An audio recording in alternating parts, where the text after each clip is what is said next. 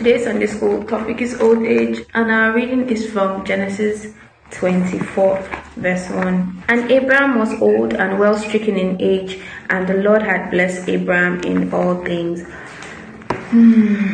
I love that.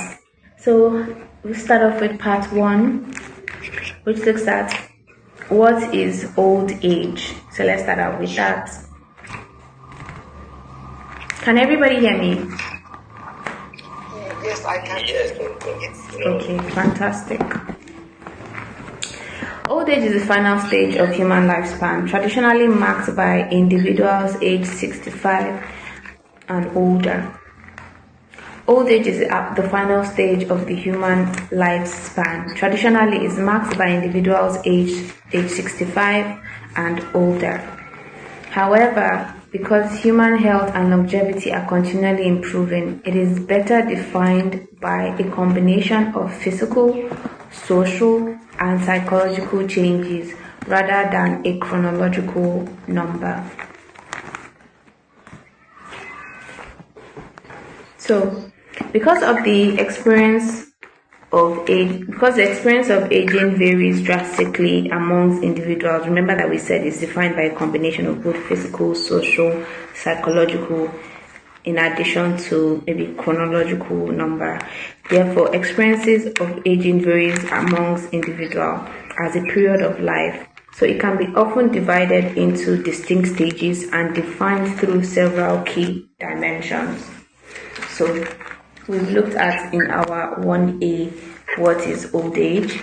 Let's move to part 1B and look through these distinct stages.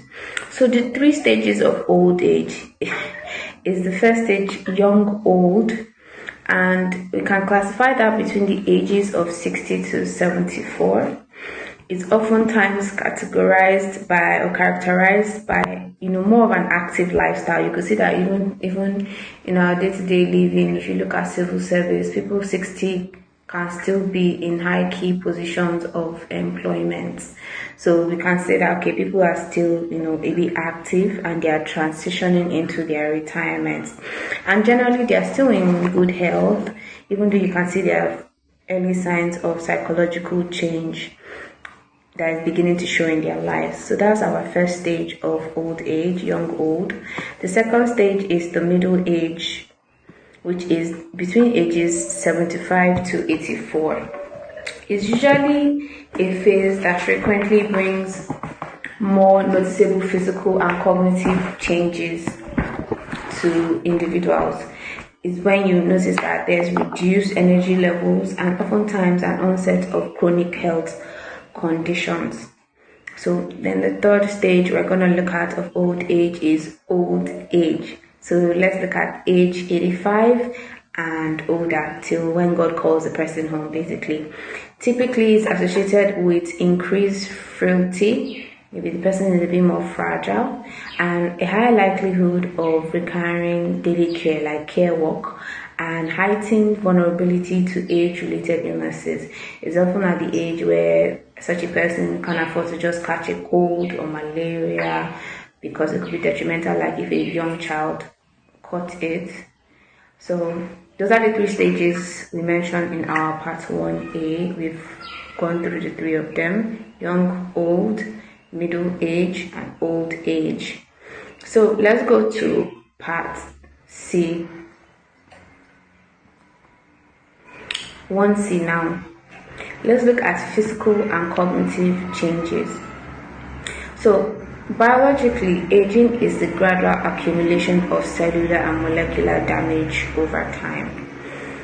And while everyone ages differently, there are common changes which we are going to look at.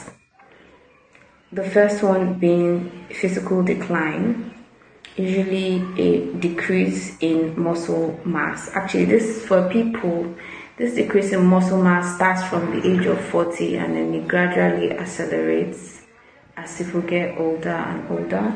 So you experience reduced bone density. As I noticed, many older people, especially from middle age old, which we talked about, age 75 to old age 85. They shrink in a way, the same shrunken in a way that's reduced bone density. And there's changes in skin elasticity, which is why I will see a lot of older people have more wrinkled skin and things like that. That's a shrinking in skin elasticity. So those are like the first things, physical decline is one of the first markers as someone enters young old age, basically. The second marker is sensory and cognitive health. So usually there's a decreased visual or auditory acuity, and sometimes it could even be slower, right? So meaning that a person can experience slightly slower or shorter memory processing or reaction times. I do remember before my grandma passed, she used to forget things. You would have told her something and she'd forget it, she would still ask about it again. This is not excessive on the side of amnesia. This is not amnesia now at this point. This is just the normal gradual sensory and decline of sensory and cognitive health as people's body ages. So, and obviously, of course, there's the classic decreased visual and auditory acuity. If you've ever been in a community where the government or influential individuals or NGOs come and host a eye clinic or a vital health care workshop or pop-up, you will notice a lot of older people come for eye care and ear care checkups when they host such events that are usually free. They will come with their young people at home who escort them. You see the doctors and nurses checking their ears, their eyes.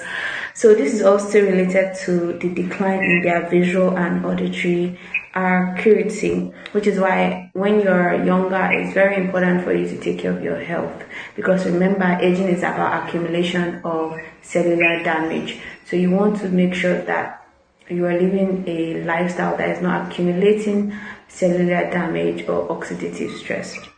But we'll get more into that later. The third physical or cognitive change people experience when they age is health challenges. So usually, like I said earlier, people have increased susceptibility to geriatric syndromes and chronic conditions like osteoporosis, dementia, and through these, they're not inevitable. They're not inevitable, meaning it doesn't have to happen, but in most cases, it's something that does happen. These are challenges, especially on a global front with us being people that now grew up eating a lot of processed food and chemicals, which over time accumulate to cellular damage. We're seeing a lot of certain health challenges popping up in older people in this time and age that wasn't so common about a decade or two ago. So these are things to note. Sums up the physical and cognitive changes that come with old age. We've looked at physical decline, sensory and cognitive health, and health challenges. So let's go to part 1D. Social and administrative definitions. I've already hinted at this when I talked about retirement age, but let's still go into 1D, social and administrative definitions. Let's look at the first one, which is the 65 plus benchmark. So historically, age 65 was adopted by administrators and government systems as the benchmark age for retirement pensions, for Medicare eligibility, especially in the US, mostly for statistical convenience. And that's just the power, I guess, of statistics and systems. And it's not about a biological reality per se. Because again, remember when we looked at cognitive changes that signify your body biologically aging, sometimes if one has lived a very tough life, it's more likely they've accumulated more cellular damage. So they may begin, even though maybe their age is at 50, their body might have the cellular damage that hints to somebody being 65 or even 75.